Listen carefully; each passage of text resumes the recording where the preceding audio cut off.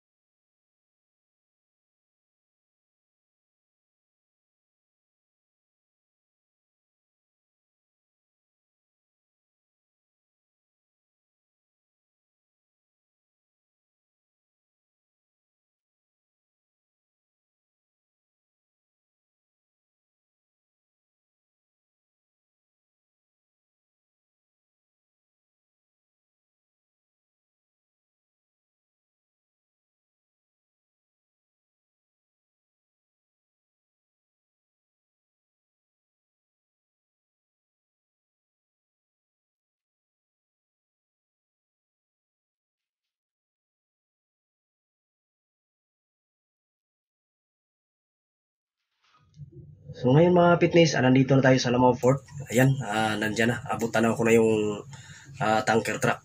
So kagabi pa yan dyan, no? Kawawa naman. Nag-almusal pa yung driver. Patapos ang almusal, yan, pupunta na rito para i-deliver yung ating supply na fuel.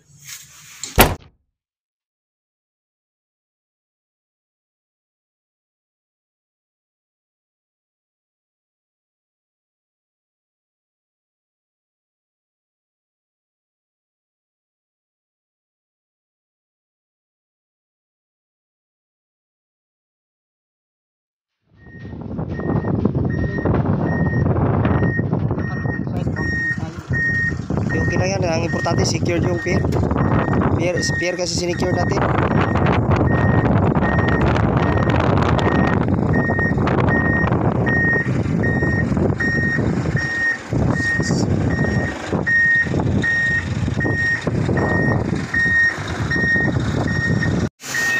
Ay, abante konti dito.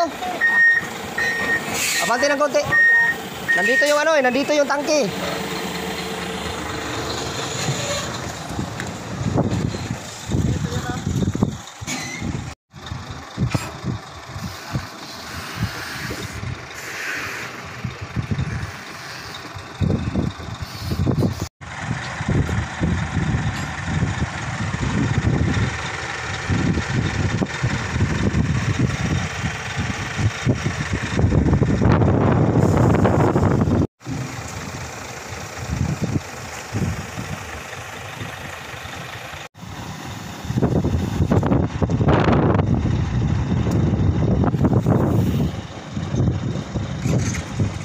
Fitness, tapos nang maikarga at siyempre ano pang gagawin natin dito sa tabi, balik tayo doon sa laot, doon sa operation. Sus, wala na namang signal, paita.